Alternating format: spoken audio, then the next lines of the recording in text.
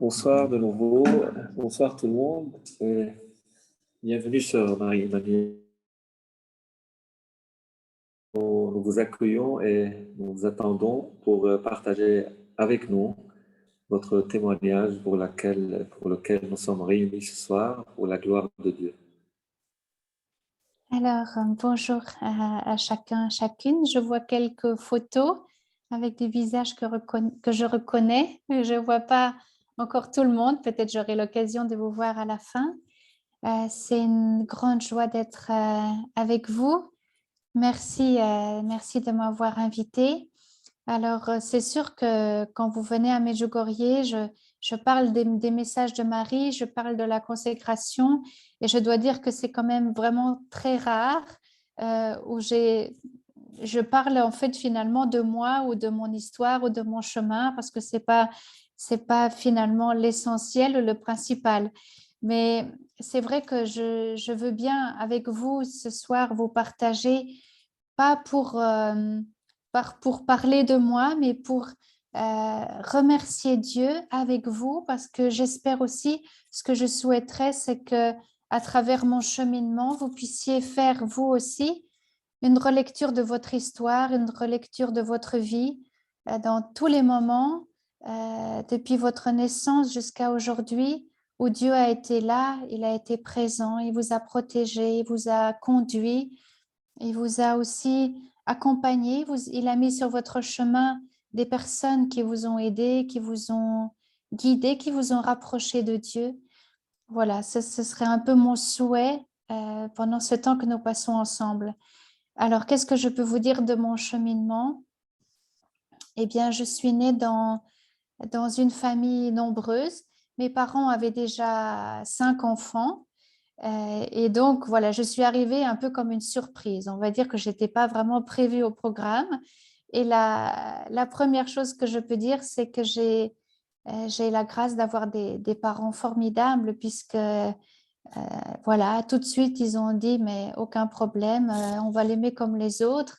Et Dieu sait si aujourd'hui, ce n'est pas si évident que des parents disent oui à la vie, quel que soit le moment, qu'ils soient toujours ouverts à accueillir la vie. Donc, mes parents m'ont accueilli avec une grande générosité. Je suis arrivée un petit peu trop tôt.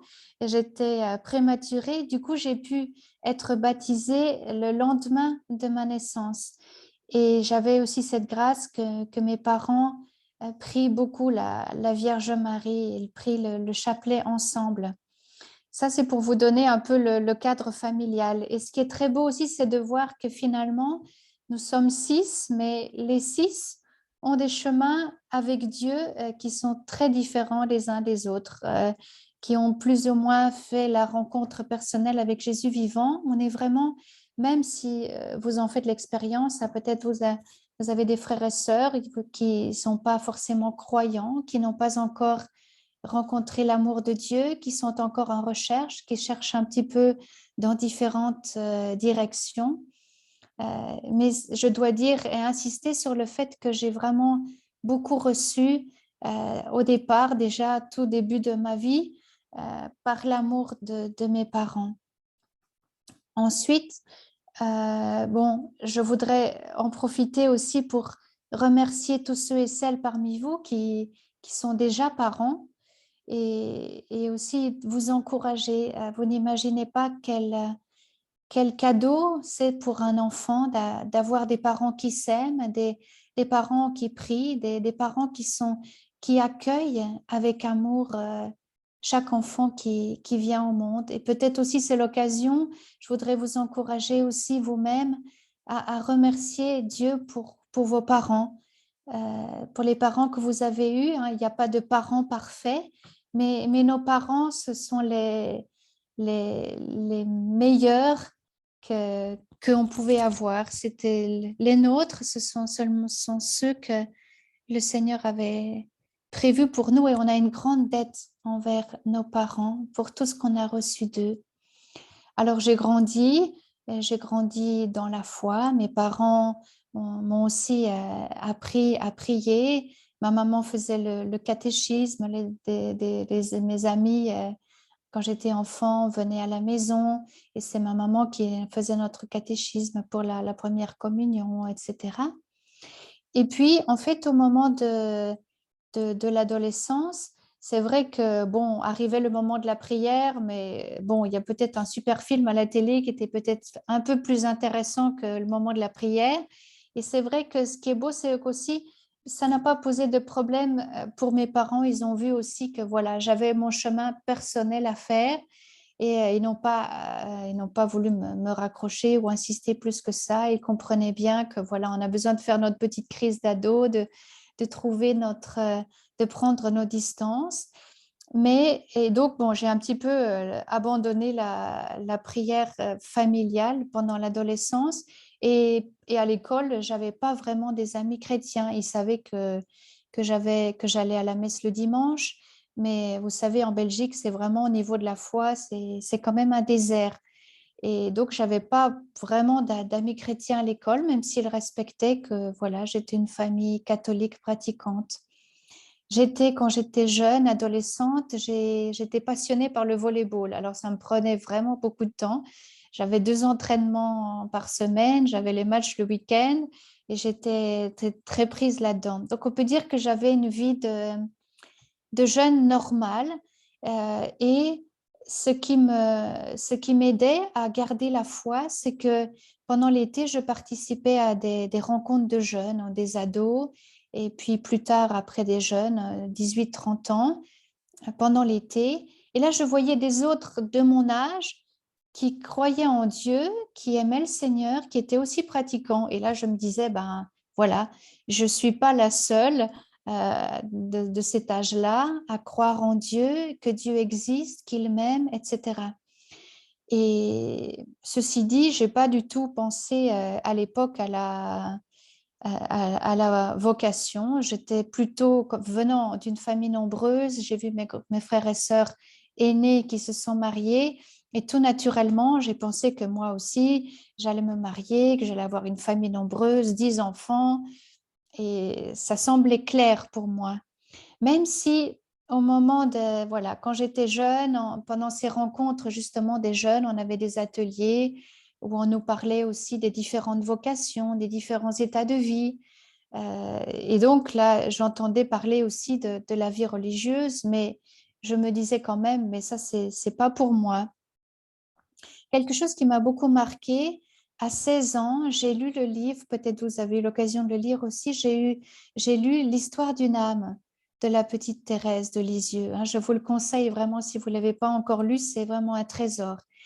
Et, et en lisant l'autobiographie de la petite Thérèse, je me suis dit, c'est incroyable la manière toute simple et en même temps extraordinaire avec laquelle elle, elle aime Jésus.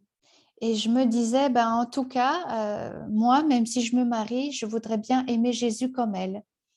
Et ça restait un peu un rêve, un idéal.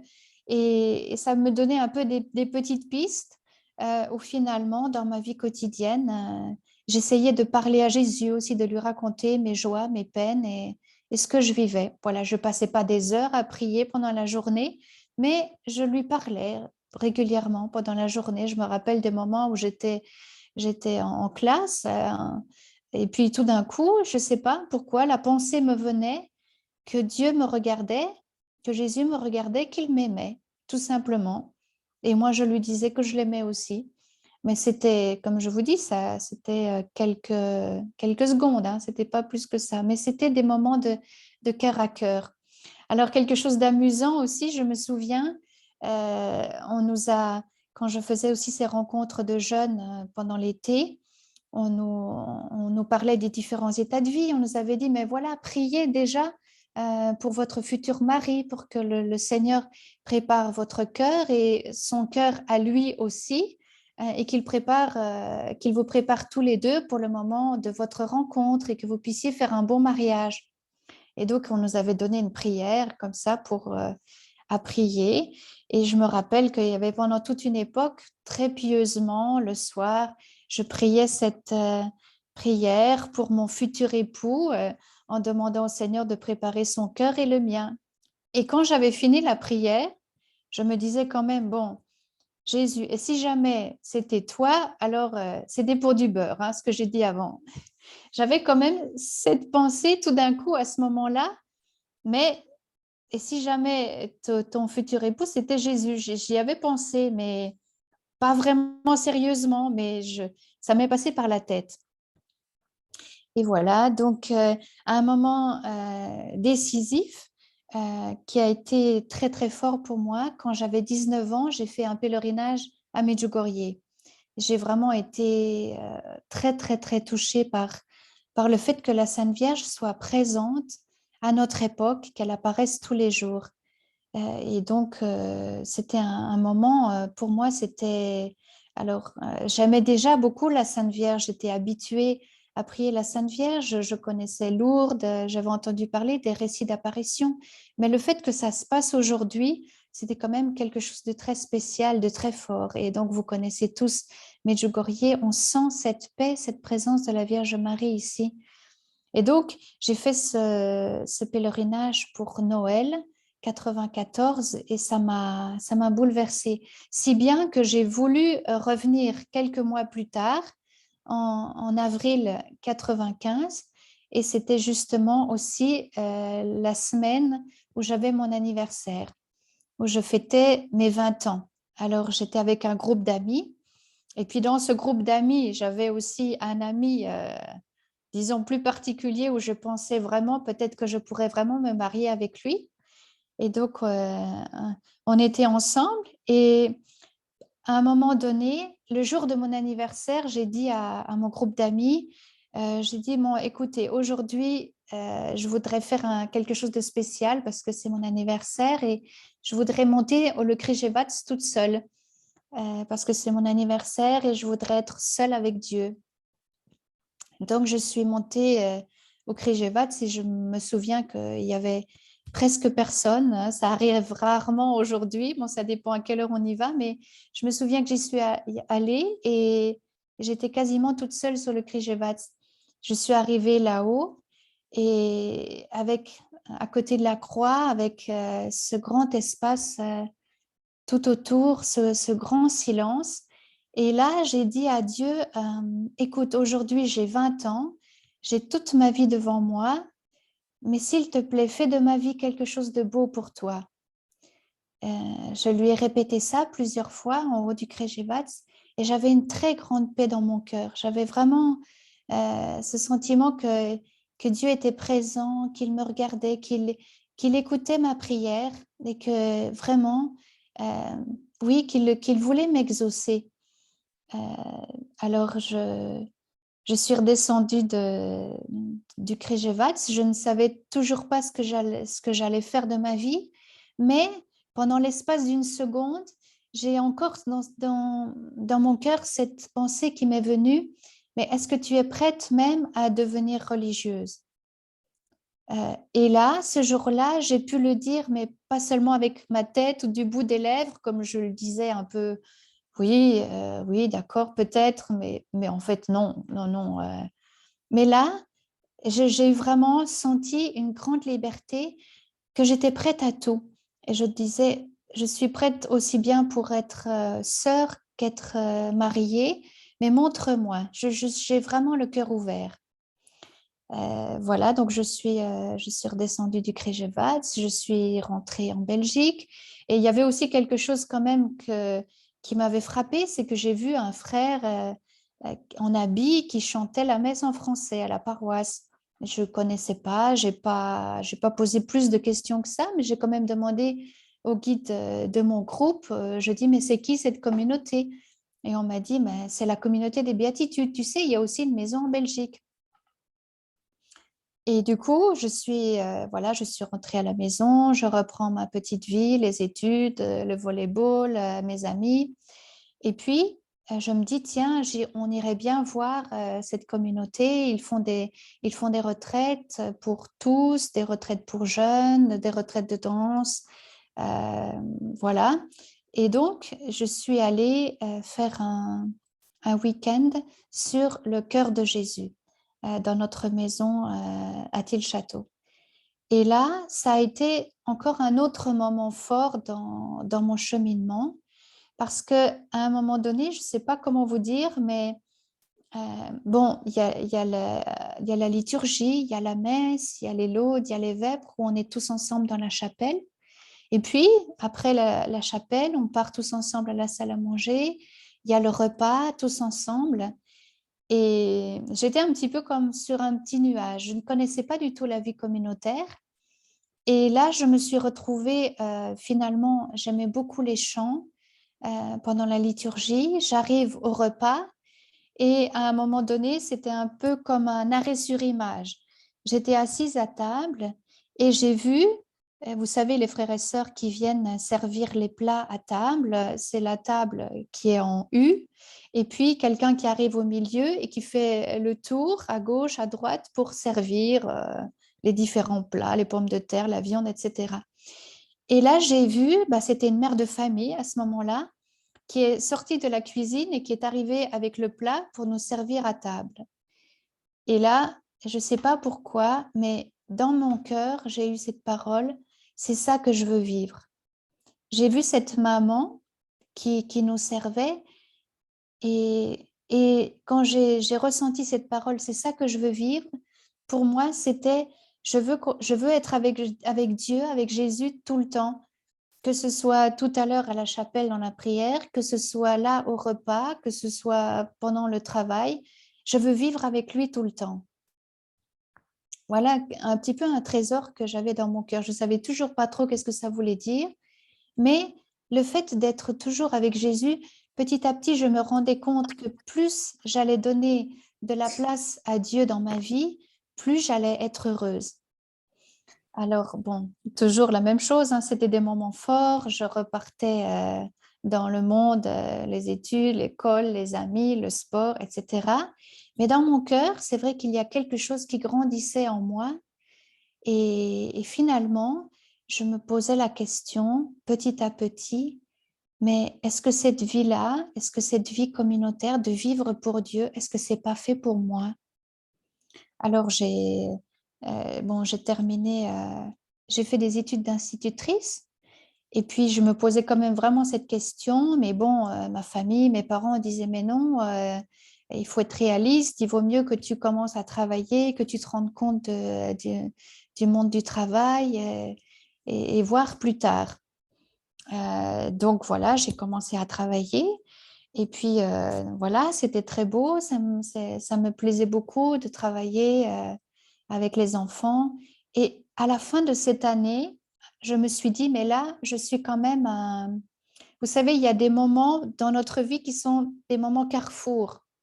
On a des occasions un petit peu à ne pas rater. Ou bien si on rate, bon, le Seigneur, il donnera encore sans doute d'autres occasions. Mais il y a comme des croisements, des carrefours où on sait qu'on peut aller à droite ou à gauche et on a un peu des choix à faire.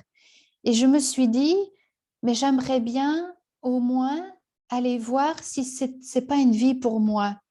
Parce que je sentais dans mon cœur que si je ne vais pas au bout de cette question, je vais le regretter toute ma vie. Vous savez, un peu comme un boulet qu'on traîne, mince, et puis on a des regrets plus tard parce qu'on se dit, et si seulement j'avais osé, si j'avais fait, je ne voulais pas avoir des regrets. Mais le problème, c'est que je ne savais pas comment on faisait pour pouvoir regarder comment est-ce qu'on vit dans une communauté religieuse.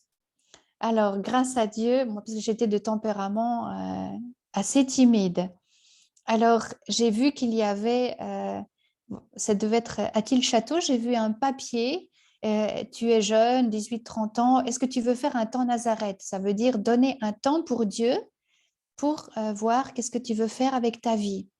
Alors, je me suis dit, tiens, ça c'est une bonne occasion, je vais prendre ce contact, je vais voir si ce serait possible de faire une année sabbatique pour vivre voilà, dans la communauté pendant 1 an. Comme ça, je m'engageais à rien. Je passais juste 1 an. Aussi pour ma famille, c'était plus facile. Je leur disais, bon, écoutez, je donne une année pour Dieu, comme on irait faire un volontariat dans un pays pour aider.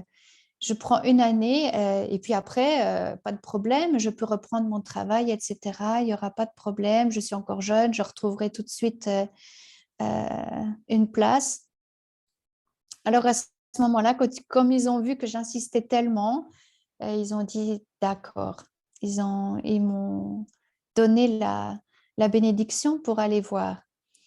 C'est comme ça que j'ai eu le courage d'écrire une lettre de motivation pour partir faire une expérience dans la communauté, mais pas en Belgique, là où j'avais connu. Et puis, je voulais prendre un peu de distance. Vous savez, comme parfois, on a besoin d'aller un peu plus loin, de couper le cordon, comme on dit, avec sa famille, le petit monde que l'on connaît.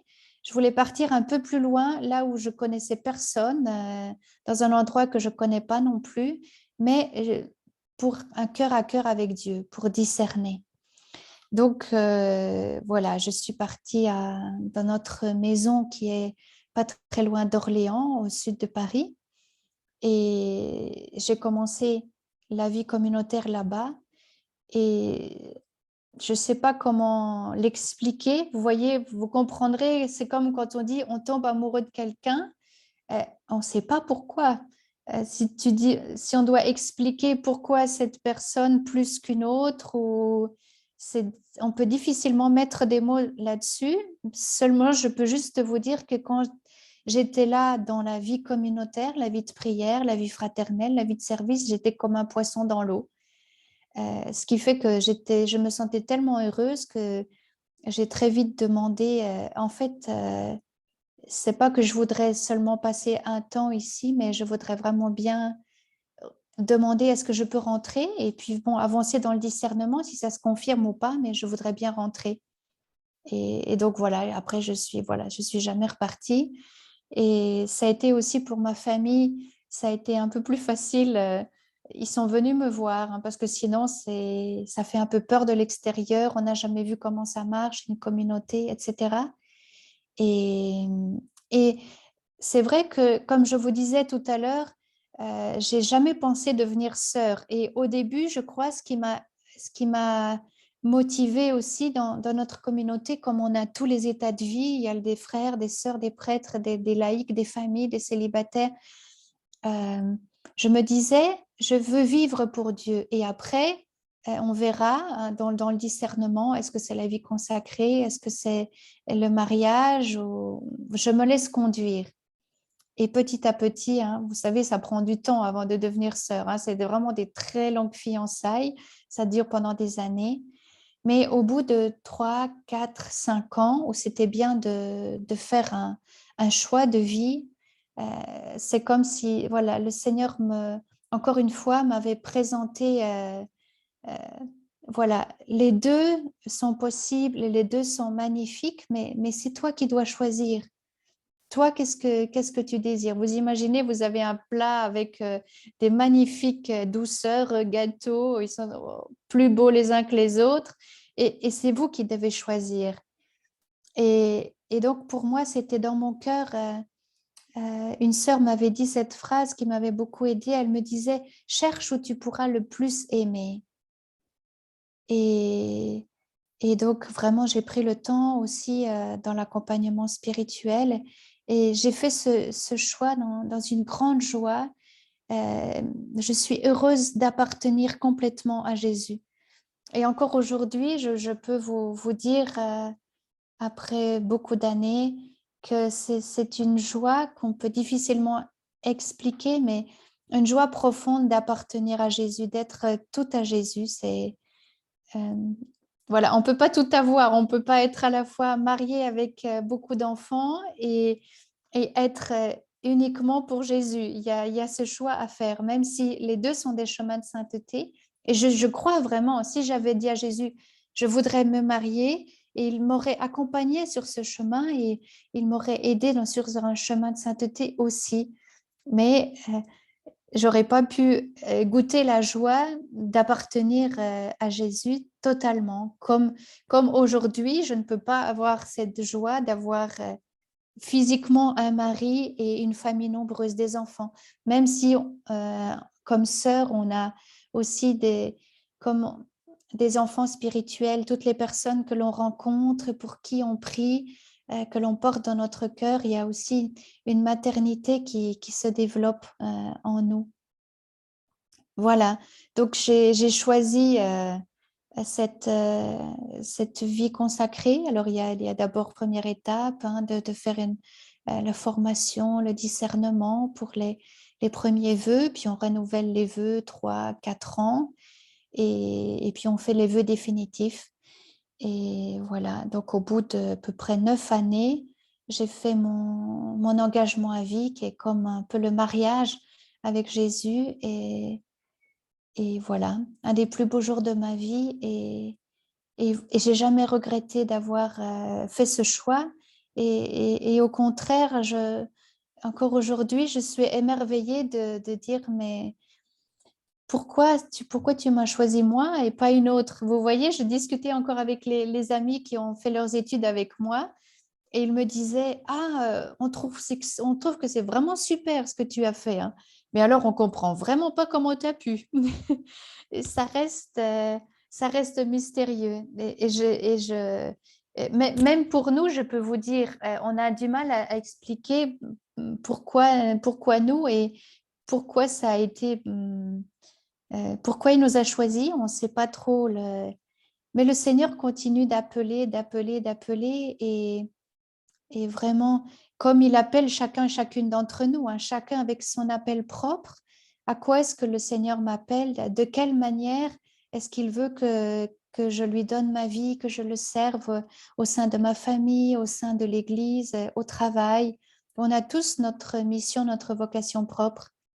Donc voilà, moi j'ai choisi la vie communautaire, j'ai choisi la vie consacrée. Alors là, c'est la vie que j'ai aujourd'hui, toute simple, hein. Évidemment, j'accueille les groupes pour des catéchèses, mais en dehors de ça, voilà, on a tout le travail qu'il faut faire à la maison, la cuisine, le ménage, le linge.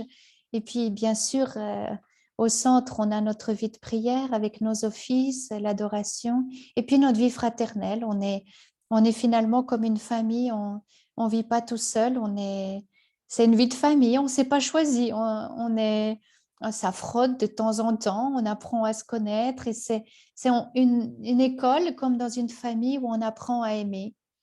Donc, c'est pour ça qu'il y a aussi beaucoup de points communs dans une vie de famille et une vie en communauté. Et après, il y a toute la vie de cœur à cœur, la vie intérieure, personnelle, avec Jésus. Ensuite, je suis restée dans cette maison en France pendant 10 ans.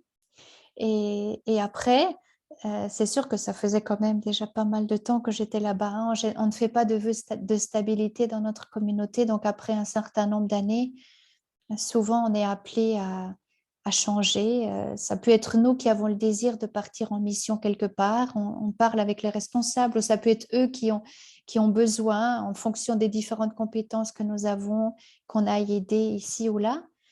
Et donc, moi, après 10 ans dans la même maison, j'ai exprimé aussi le souhait, ben voilà, peut-être ce serait bien aussi de changer, d'aller dans une autre maison, de souffler un petit peu aussi.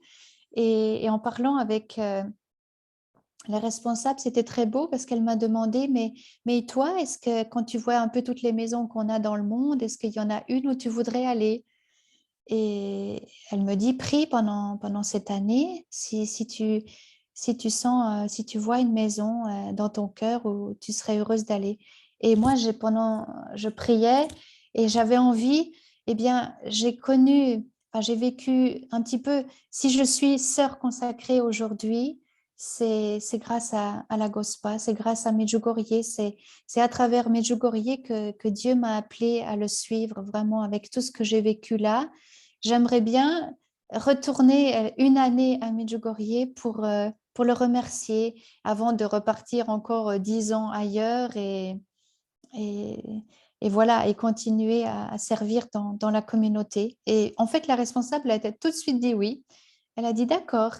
Elle m'a laissé partir à Medjugorje, où c'était pour moi un très grand cadeau parce que j'étais venue en pèlerinage quand j'étais jeune, mais jamais dans ma vie j'aurais pensé d'habiter ici. Donc c'était un cadeau de dire, ben voilà, je vais pouvoir être ici avec les frères et sœurs pendant un an. Et puis en fait, je ne suis plus jamais partie. l'année que j'ai passée s'est prolongée et comme vous voyez, je suis toujours là. Je ne sais pas pour combien de temps la GOSPA me garde encore, mais euh, c'était vraiment un clin d'œil du bon Dieu qui a accueilli ma demande telle qu'elle est. Le chemin n'est pas encore fini, hein, le chemin est encore long et je compte vraiment sur vos prières. Mais en tout cas, c'est pour moi un petit clin d'œil du bon Dieu que après cet anniversaire de mes 20 ans, je me suis retrouvée ici au service de la Vierge Marie, d'abord à son école. Et puis aussi, voilà, j'essaye avec du mieux que je peux pour essayer de la faire connaître et de la faire aimer, de transmettre son message à tous les pèlerins qui viennent. Voilà. Je ne sais pas si vous avez des questions, mais je vous encourage vraiment parce que je voudrais bien vous entendre vous aussi dans vos différents parcours, parce que si vous êtes présent aujourd'hui, c'est parce que vous avez une histoire unique et magnifique aussi avec le Seigneur, chacun personnellement. Il y a un fil rouge dans votre histoire, une manière avec laquelle Dieu vous conduit et il veut faire des grandes choses avec vous. Alors, ce que je voudrais vous dire aussi, c'est vraiment de vous encourager à donner le meilleur de vous-même et à chercher aujourd'hui là où vous pourrez le plus aimer, le plus le servir, parce que c'est ça qui nous rend vraiment heureux. Amen. Jesus, I believe. Jesus, I believe. Jesus, I believe. I believe in you. Jésus, je crois en toi. Jésus, je crois en toi. Jésus, je crois en toi. Oui, je crois en toi.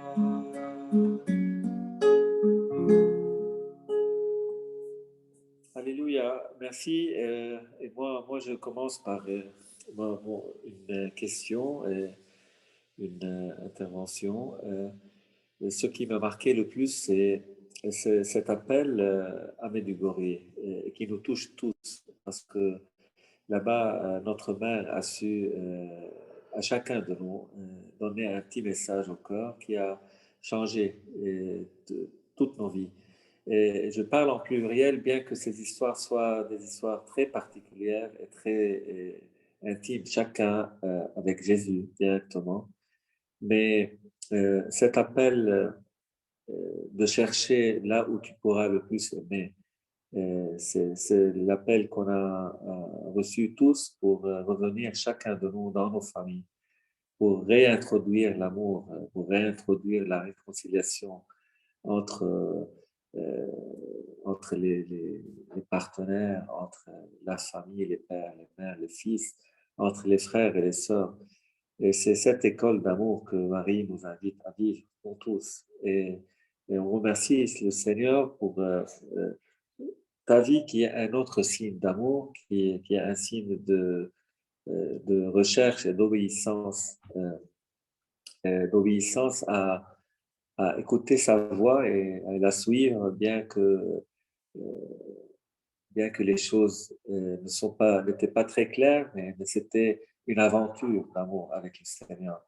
Euh, Ma question, c'est aujourd'hui, dans votre parcours, vous vivez cette intimité avec Jésus euh, qui grandit et qui est plus forte et plus enflammée, et parfois qui est un peu froide et qui passe par des déserts peut-être. Euh, je ne sais pas, mais ce que je demande, c'est dans euh,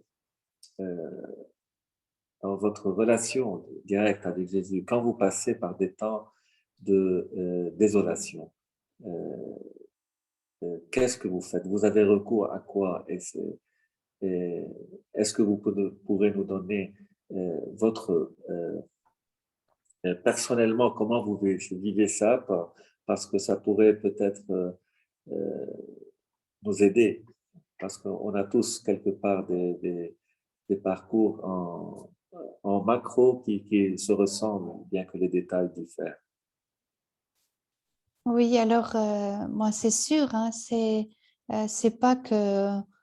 Il y a un peu la monotonie du sacrifice aussi. Il y a des moments très forts où on sent que Jésus nous aime, qu'il est présent, et puis des moments justement de sécheresse où on sent rien du tout, où on va à l'adoration, on va à la prière, à la liturgie, et c'est vraiment euh, on sent absolument rien.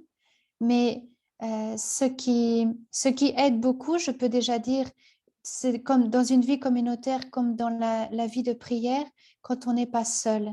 Si vous avez un groupe de prière, euh, on dit toujours qu'un chrétien seul est un chrétien en danger.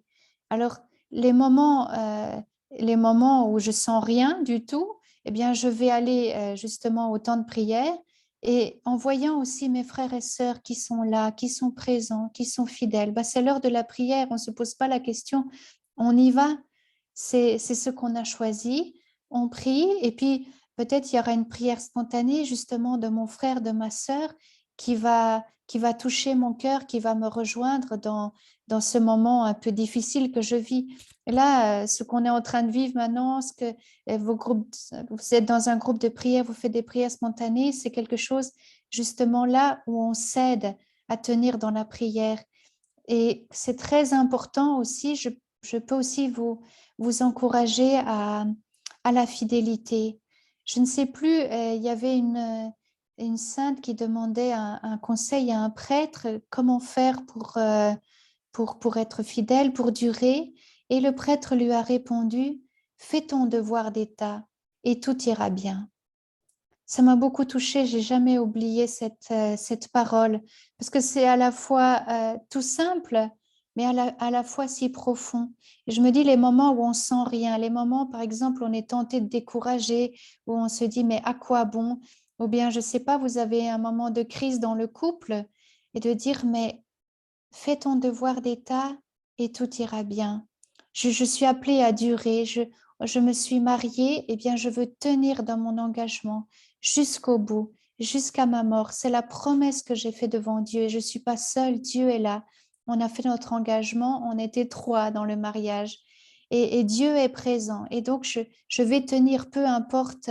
Et c'est vrai que à l'époque où nous vivons aussi, on est très éprouvé dans le monde. Il y a beaucoup de combats. Il y a aussi vous au Liban, hein, vous êtes aussi très éprouvé. Donc, il faut vraiment se serrer les coudes dans les moments d'épreuve aussi importants, traverser ensemble les épreuves.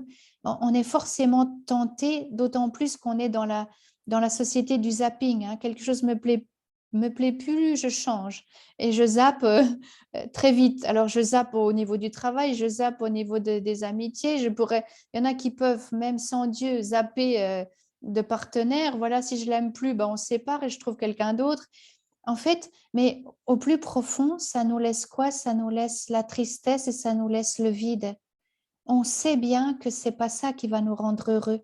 Donc, aussi bien dans une vie consacrée que dans une vie de mariage, eh bien, on est appelé à persévérer, à rester, à durer, à être fidèle. Et si vous imaginez que vous êtes très âgé, essayez parfois dans les moments de combat, vous imaginez, je ne sais pas, vous avez 90 ans, vous êtes prêt sur votre lit et vous êtes prêt à faire votre passage, à partir pour le ciel, mais vous avez tenu bon, vous avez persévéré jusqu'au bout.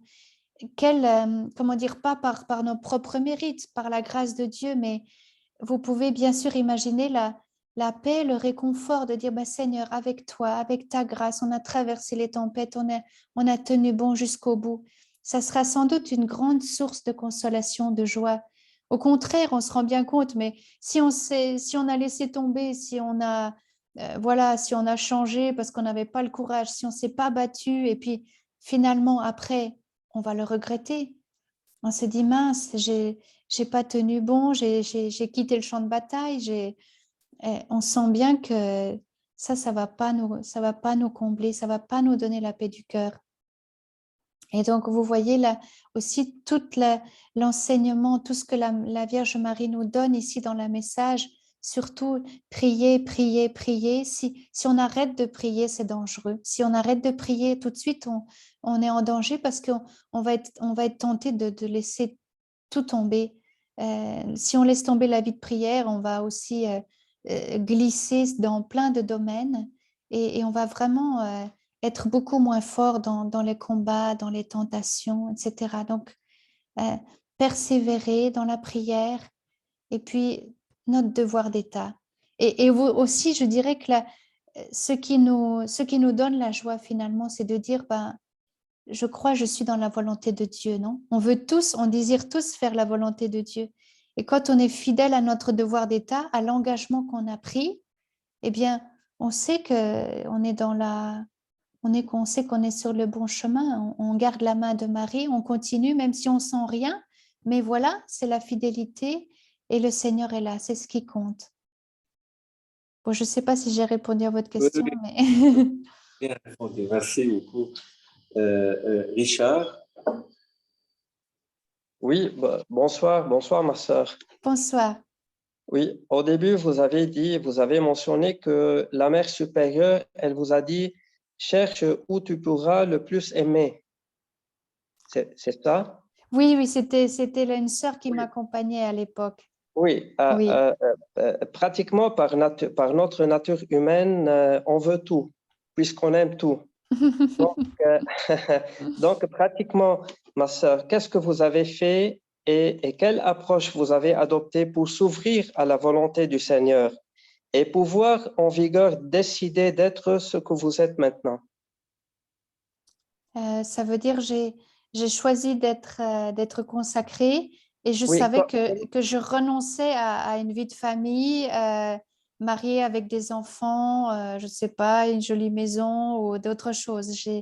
J'ai renoncé à ça euh, pour comment, comment comment? vous avez pu écouter, comment vous avez pu écouter l'Esprit Saint?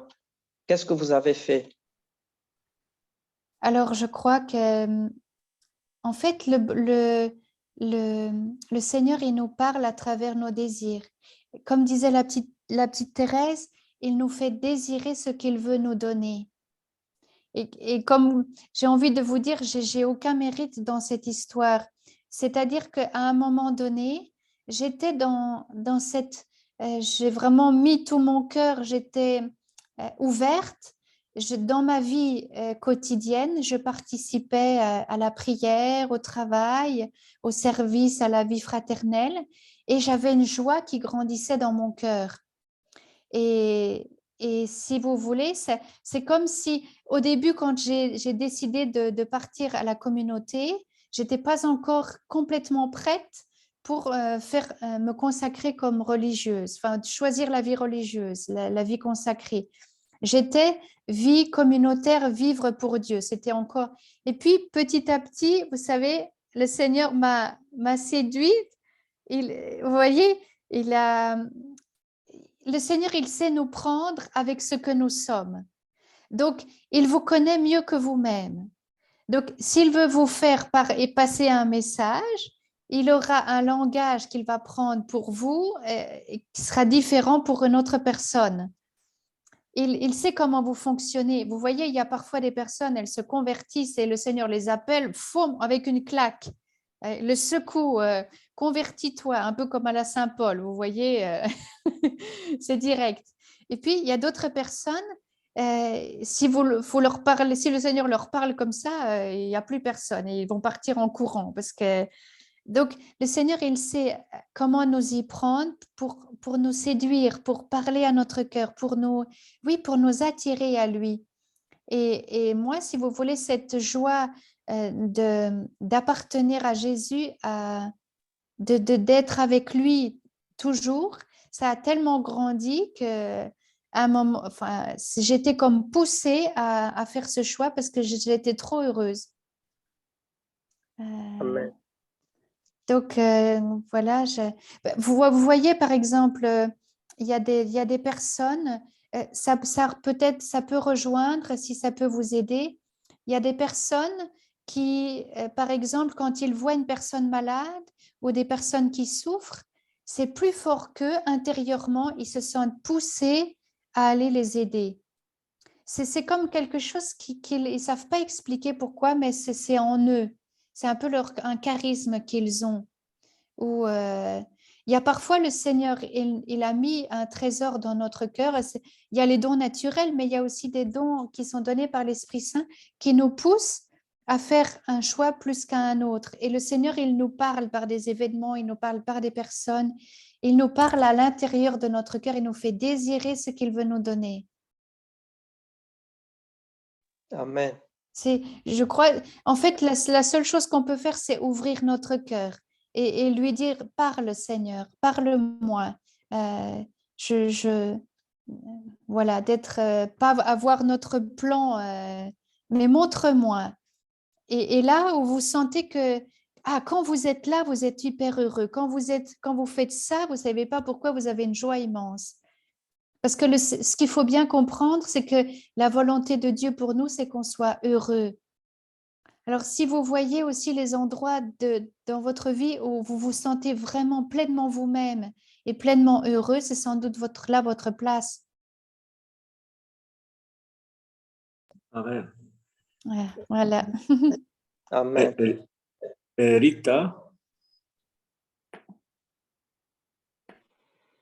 Bonsoir, bonsoir ma sœur. Bonsoir.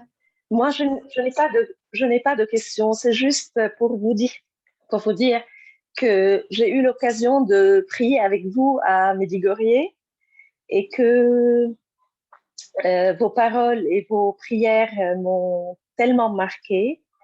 Et surtout lorsque vous nous avez appris à prier à la Vierge Marie tout le temps, toute la journée, même en travaillant, même en cuisinant.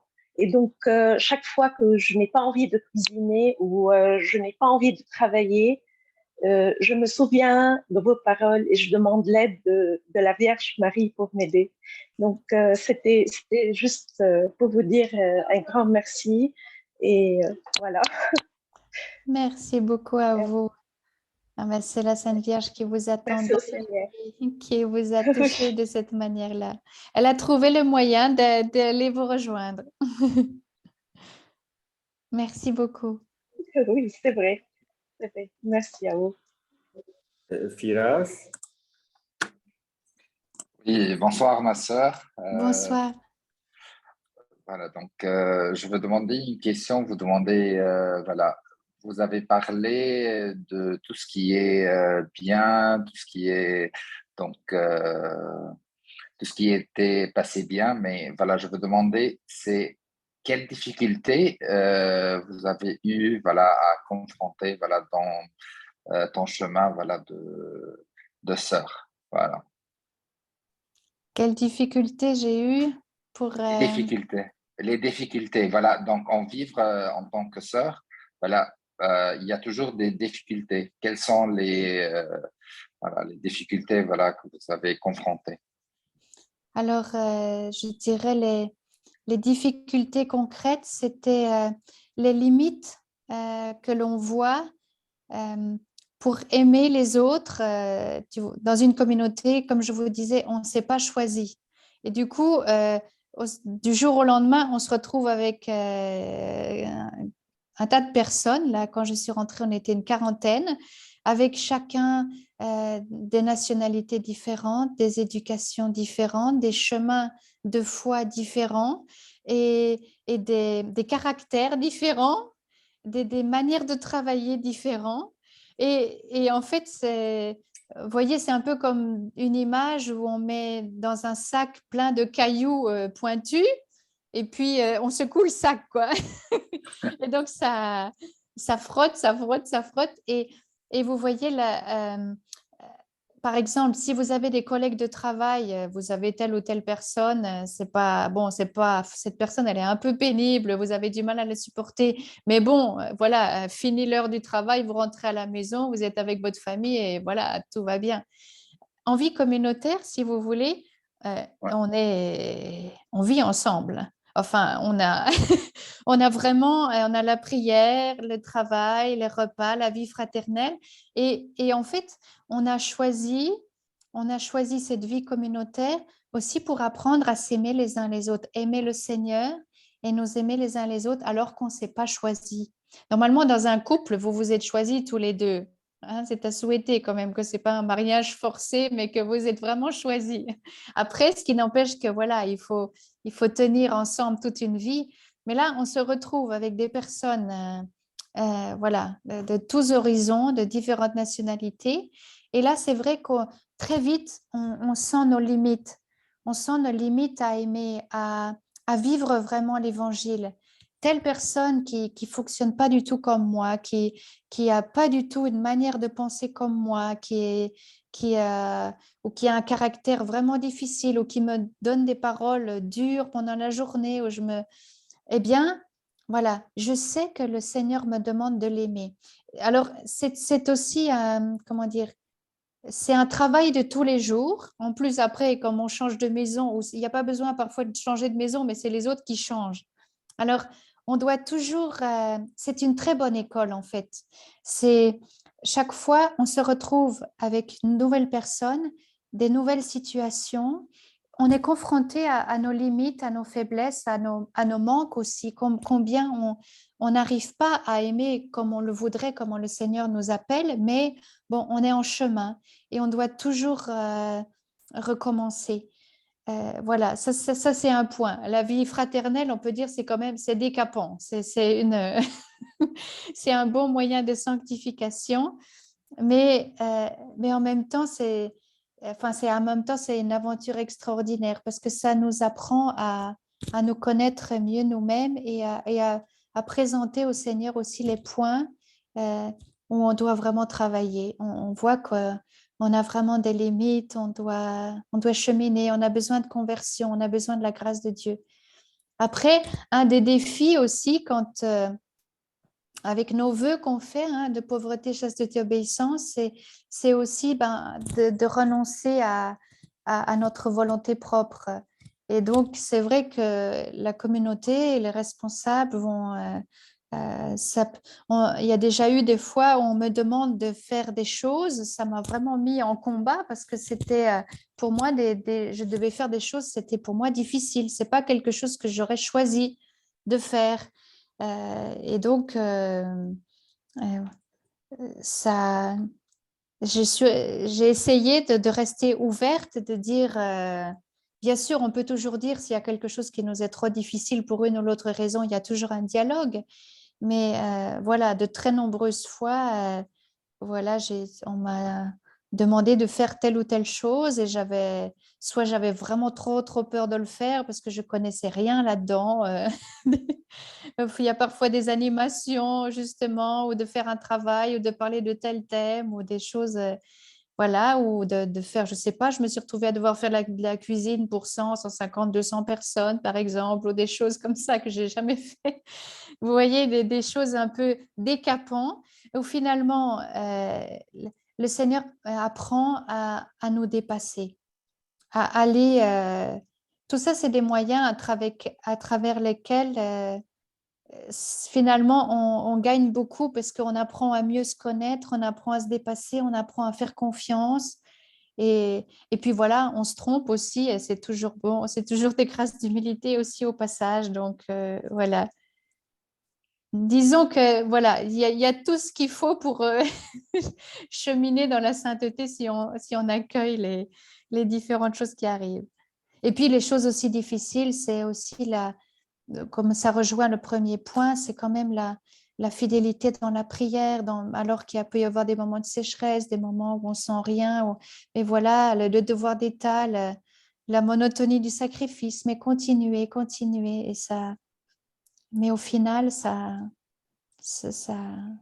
remplit de joie. Mais c'est pas facile, c'est un combat. Voilà. Merci, ma sœur. 100 roses pour vous et toutes les roses du monde pour maman. Oui, Priez pour moi, s'il vous plaît. Merci. merci beaucoup. Oui, priez Merci. aussi pour moi et pour notre communauté. Oui, bien sûr. Ok. Allez. Ma sœur, moi j'ai une question. Aujourd'hui, le Liban passe par une crise très forte. Il a toujours passé par des il y a une crise qui est sans pareil et qui touche à fond la vie de tout le monde, économique, sociale, existentielle même. Il y a des gens qui quittent le pays. Et devant cette situation-là, et devant les situations même particulières de chaque famille, où il y a des cas de pauvreté ou de maladie, et il y a des prières qui s'élèvent vers le Seigneur. Dans votre parcours personnel, quand il y avait des cas qu'on appelle désespérés, entre guillemets, mais avec le Seigneur, il n'y a rien de désespéré. Et comment cette persévérance dans la prière, euh, est-ce que vous avez déjà porté quelqu'un avec des cas qui sont tellement difficiles, avec des cas peut-être de maladie, de divorce, où la prière a pu changer, du moins, soit la situation, soit les cœurs? Alors, vous savez, depuis que je suis à Medjugorje, avec les milliers de pèlerins qui passent, j'ai déjà entendu je ne sais pas combien de situations de vie avec toutes les personnes qui me racontent leur joie, mais leur peine, leur croix, leur souffrance. Donc, j'ai déjà entendu des situations absolument dramatiques. Et c'est vrai que très souvent, moi, je me suis sentie petite comme ça devant ces personnes. Et je me suis dit, mais quel courage, le Seigneur était... J'ai vu dans tellement de situations vraiment dramatiques une telle humilité chez les personnes qui m'ont confié leurs souffrances. Et il y a des fois, ils venaient, ils me partageaient leurs souffrances, mais dans les larmes, oui, dans le désespoir et en même temps, euh, avec quand même une petite lumière dans le cœur qui disait, mais je veux encore y croire, je cherche une lumière, je cherche, et c'est pour ça qu'ils se sont tournés vers la Vierge Marie. Et moi, quelque chose qui me... donc là, je peux vous dire, bon, là, on ne sait jamais, aucun d'entre nous ne sait quelle épreuve on pourrait traverser encore hein, dans notre vie jusqu'à notre dernier soupir. Hein, on peut, mais moi, ce qui m'a toujours vraiment touchée dans les rencontres que j'ai eues, c'était que les personnes, même si elles avaient l'impression qu'elles avaient un tout petit peu de foi, mais j'ai vu des personnes porter leur croix avec un tel rayonnement que c'était évident que Dieu était présent. Parce que sans ça, ils ne pouvaient pas même tenir debout. Ça veut dire vraiment que, comme dit la parole, le Seigneur ne permettra pas que vous soyez tentés au-delà de ce que vous pouvez porter. Le Seigneur, on peut être vraiment sûr dans sa providence quand on vit un moment d'épreuve, dans un moment de grande souffrance, quand on se tourne vers lui, il va nous donner ce dont on a besoin. Mais au jour le jour, on ne voit pas, un peu comme la manne au désert, vous voyez, pour chaque jour.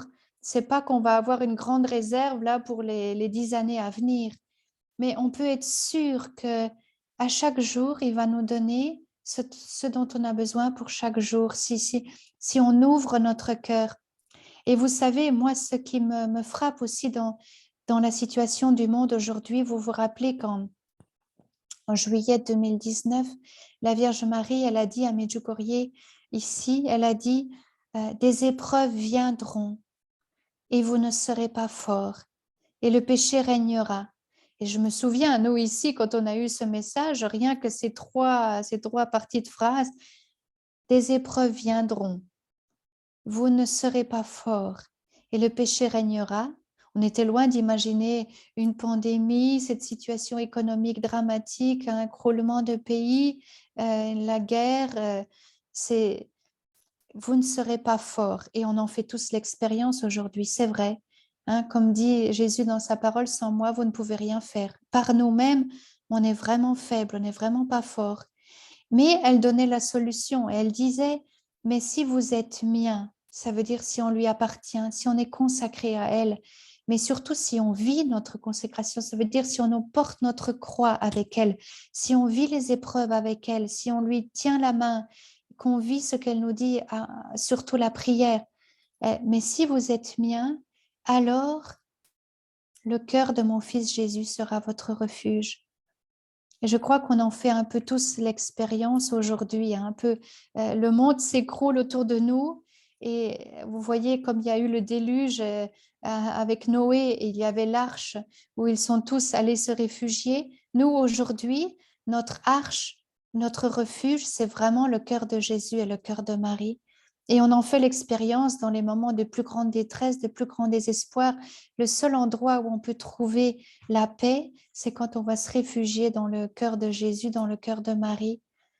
Et ce qui me frappe aussi, alors il y a cette situation que vous vivez au Liban, il y a d'autres pays dans le monde qui traversent des épreuves incroyables, hein, on n'en parle pas forcément beaucoup non plus aux informations. Il y a cette guerre en Ukraine, on ne sait pas du tout comment ça va finir. Mais ce qui me frappe toujours, si vous lisez la vie des saints, je ne sais pas, vous en connaissez peut-être, pendant les guerres mondiales, qui sont quand même des époques terribles, des années terribles, où il y a eu des millions de morts. Mais vous voyez les saints qui se sont levés pendant les guerres mondiales, ça me touche énormément. Quand vous prenez un Maximilien Kolb, quand vous prenez une Edith Stein, quand vous prenez des personnes, ça peut être des soldats qui ont dit non, moi je ne vais pas me battre, je ne vais pas aller tuer les gens et on les a fusillés. Quand vous voyez tous ces héros de la foi qui, à cause de leur foi au moment d'une guerre mondiale, ont apporté la joie et l'espérance au cœur de l'enfer. Il paraît que Edith Stein, dans le camp de concentration, il voulait, les mamans n'avaient même plus le courage de s'occuper de leurs enfants tellement elles étaient désespérées. Alors elle coiffait les enfants, elle les habillait, elle les lavait et elle jouait avec eux pour qu'il y ait la vie jusqu'au bout. Et elle aurait pu fuir dans une autre maison de sa communauté pour ne pas mourir. Non, elle a choisi d'aller avec eux. Vous prenez Maximilien Kolb qui a dit « Moi, je veux mourir à la place de ce père de famille ». Vous voyez, et ça, pour moi, ça, c'est un grand espoir parce que pendant les temps difficiles de l'histoire, on voit à la fois le pire de l'homme qui surgit, des fois, on voit des cruautés, des monstruosités terribles, mais à côté de ça, il y a aussi les saints qui se lèvent. Et ça, c'est ce que je vous souhaite à chacun et chacune là où vous êtes, au plein milieu de cette épreuve terrible que vous vivez, et bien que justement, ça se voit que vous êtes consacré à Marie, que vous lui appartenez, que vous croyez en Jésus, qu'aujourd'hui vous levez, vous êtes comme des petites lumières dans le pays. Enfin, vous êtes les saints du Liban d'aujourd'hui si vous le vivez. Et peut-être c'est seulement les générations futures qui le verront, hein, qui parleront de vous. Mais je vois aussi cette opportunité, cette occasion. Aujourd'hui, vous avez un appel à la sainteté au cœur de l'épreuve qui est une occasion, comment dire, à prendre, à saisir, qui est avec la grâce de Dieu, qui est vraiment très belle. Par votre témoignage, votre persévérance, par aussi tout ce que le Seigneur vous inspirera de faire dans ce temps difficile pour aider les autres, pour vous soutenir, aussi pour prier. Vous avez vraiment un témoignage à donner autour de vous et aussi pour le monde. Alléluia. Amen. Et Sylvie? Oui. Bonjour ma sœur. Bonjour. Je n'ai pas de questions à poser, j'ai juste quelque chose à vous dire. Je vous ai rencontré à Medjugorje. J'ai une photo de vous et moi, qu'un ami à moi nous avait prise en surprise. Je pleurais et je vous demandais de prier pour moi, pour que je ne retourne pas au Liban, que je reste à Medjugorje. Et à chacun de mes voyages, à Medjugorje, je disais dans ma prière, je ne voudrais plus revenir au Liban, je voudrais rester à Medjugorje, tellement que je ressens quelque chose de tellement fort. Et ce soir, et chaque année, je retournais au Liban. Et ce soir, vous m'avez donné la réponse. La réponse à cette question que je n'ai jamais reçue de la Vierge Marie ni de Ressuscito. Vous m'avez dit ce soir, cherche là où tu pourras le plus aimer. Je pense que si je retourne encore chaque fois au Liban, c'est parce que c'est le lieu où j'ai encore le plus à aimer. Jusqu'à ce qu'un jour, la Vierge Marie et son fils décideront de me prendre à Medjugorje. Je compte sur vous, sur vos prières. Ok. Je vous remercie. Je garde un bon souvenir de vous. Toutes vos paroles sont là, gravées dans mon cœur. Et je compte sur vos prières. Merci infiniment, ma sœur. Oui, je vous confie à la Vierge Marie. Priez pour nous aussi. Merci beaucoup. Merci.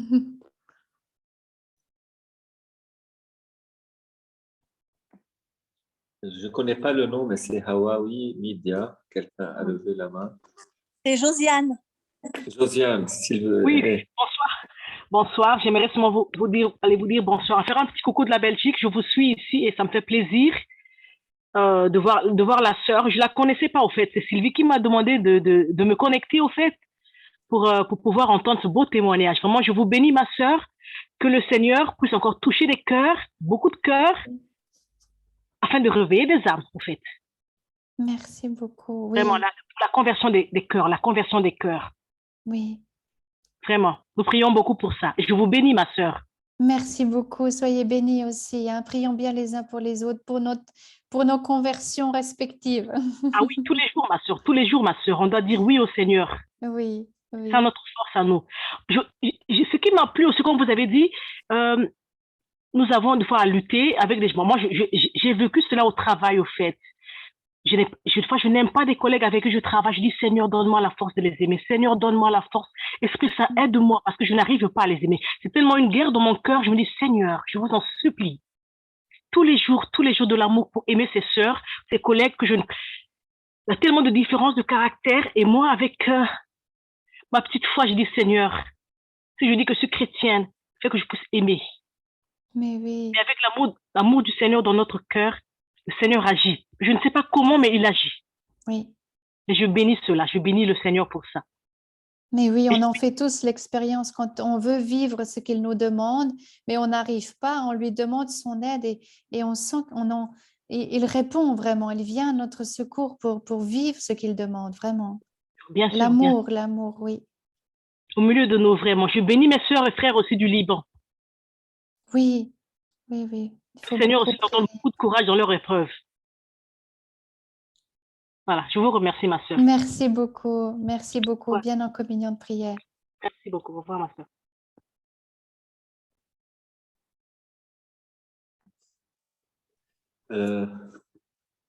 Merci beaucoup pour ce temps de partage. Merci pour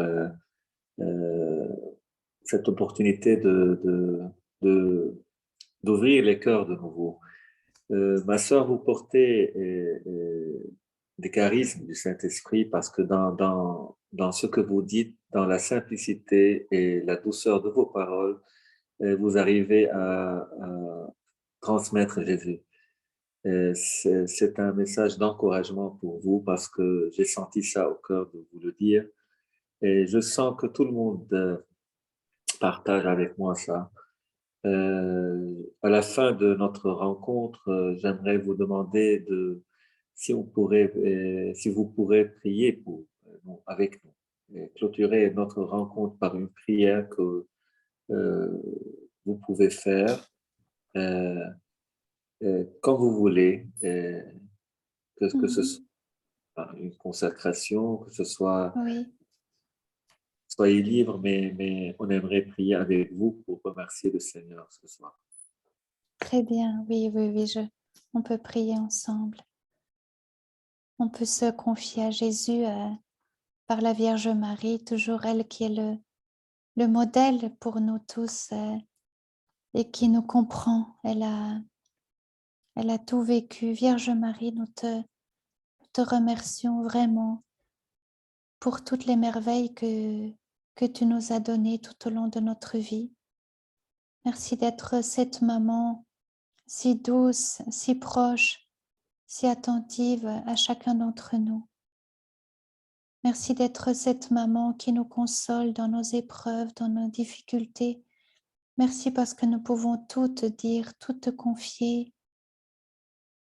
Et tu nous présentes toujours à Jésus. Vierge Marie, nous voulons encore ce soir nous réfugier dans ton cœur immaculé. Et là, nous savons que nous sommes en sécurité. Nous n'avons rien à perdre. Rien ne peut nous arriver si nous sommes dans ton cœur. Tu nous apprends le chemin de la paix. Tu nous apprends le chemin de la conversion. Tu nous apprends le chemin de la prière. Tu combles nos cœurs de joie et de bonheur. Oui, Marie, nous en avons fait l'expérience. Tu es vraiment ce trésor que Jésus nous a donné, qui nous aide jour après jour. Alors, Vierge Marie, nous te prions de manière toute spéciale pour le Liban, pour cette situation si douloureuse en ce temps. Vierge Marie, sois toi-même la reine de nos cœurs. Nous te demandons de nous accorder la grâce de la conversion du cœur pour que nous puissions témoigner de toi. Nous puissions donner de l'espérance, de la joie à ceux que nous rencontrons. Fais de nous des artisans de paix aussi au cœur de ces temps difficiles, Seigneur.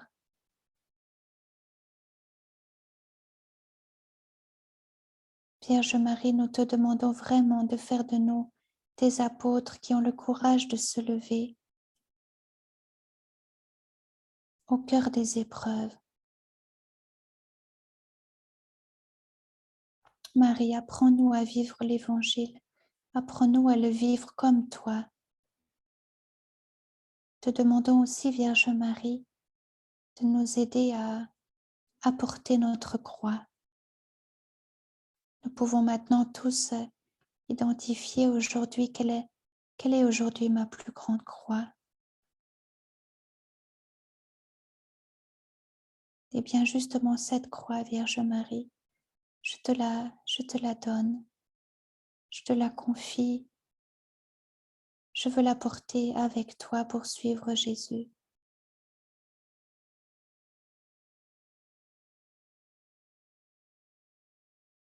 Et puis Vierge Marie, te demandons aussi de protéger notre foi, que nous ne perdions jamais la foi. Comme toi, tu n'as pas perdu la foi, même au pied de la croix, même devant le tombeau avec la pierre roulée. Jamais tu n'as perdu la foi, même si tu n'as pas tout compris.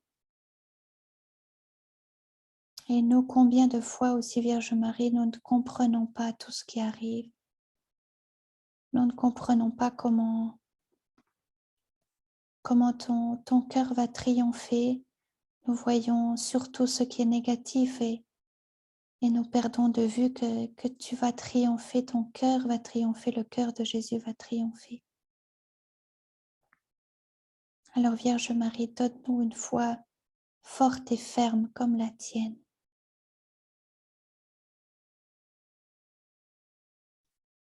Nous nous consacrons à toi de tout notre cœur.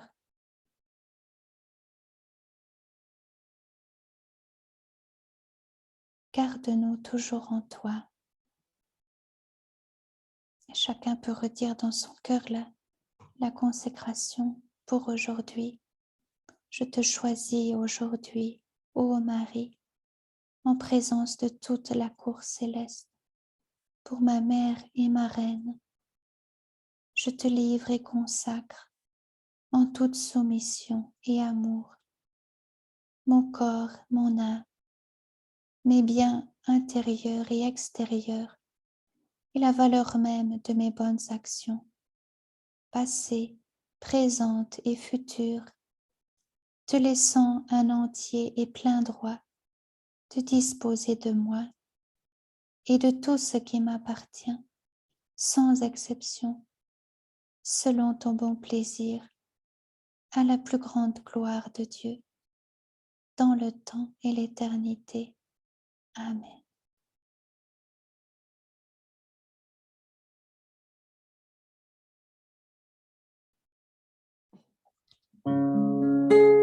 Amen. Ave Maria, Ave, Ave Maria, Ave. Tu es la reine de la paix. Ave,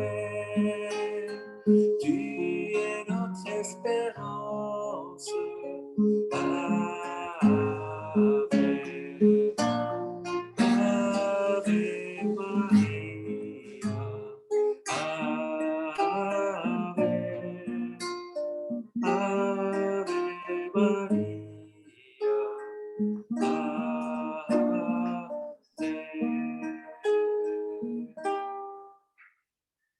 Merci beaucoup. Merci Gloire- beaucoup à vous.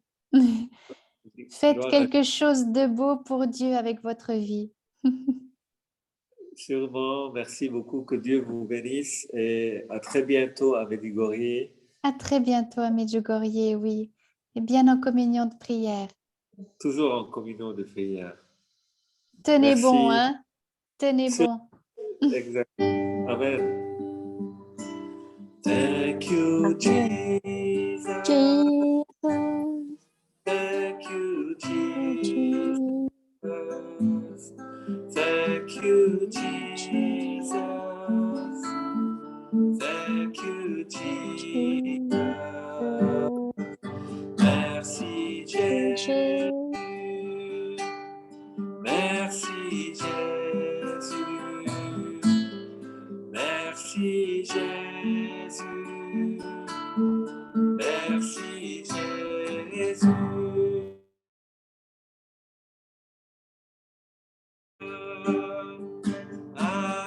Alléluia. Alléluia. Alléluia. Merci beaucoup. Que Dieu te bénisse. Merci tout le monde. Et à la semaine prochaine au même temps. Au revoir. À bientôt. Au revoir.